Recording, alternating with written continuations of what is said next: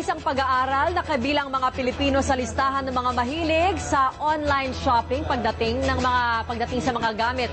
Pero kapag pagkain naman ang bibilhin, tradisyonal pa rin daw ang mga Pinoy at gustong magpunta sa palengke o grocery. Yan ang umagang balita ni Raya Capulong.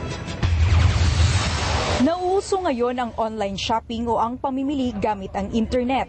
Patok ito lalo sa mga kabataan tulad ng college student na si Dayan. Hindi lang mga gamit ang binibili niya online kundi maging pagkain.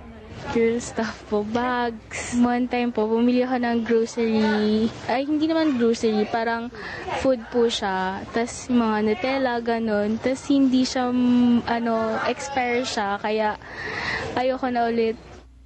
Ayon sa Nielsen Shopper Trends Report, kabilang ang Pilipinas, Singapore at Vietnam sa mga bansa sa Asia na mahilig mag-online shopping. Ilan sa mga madalas bilhin gamit ang internet ay airline tickets, tour o hotel reservations at mga ticket para sa concert, pelikula at sports events.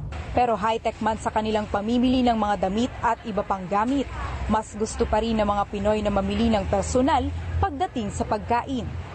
Kapag namimili ng grocery items, mas gusto umano ng mga Pinoy na ikutin ang buong grocery store, isa-isahin ang mga produkto at pagkumparahin ang mga presyo nito.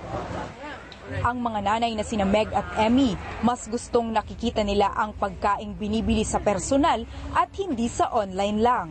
Traditional way, definitely. Syempre, kasi we get to see the actual product itself, no? We can see kung ito ba ay, marami ba siya, sulit ba siya when you get this. Kasi when online shopping, usually just see them online, tapos you cannot touch them. Oo, para nakikita mo kung ano yung, nakikita mo. Di ba usually sa mga customer, gusto nila yung tinitingnan talaga nila, yung nabubuting-ting. Patunay lang ito na kahit pauso na ang online shopping, hindi pa rin ito matatalo ang tradisyonal na pamimili, lalo na ng consumable goods para sa pamilya. Raya Capulong, ABS-CBN News.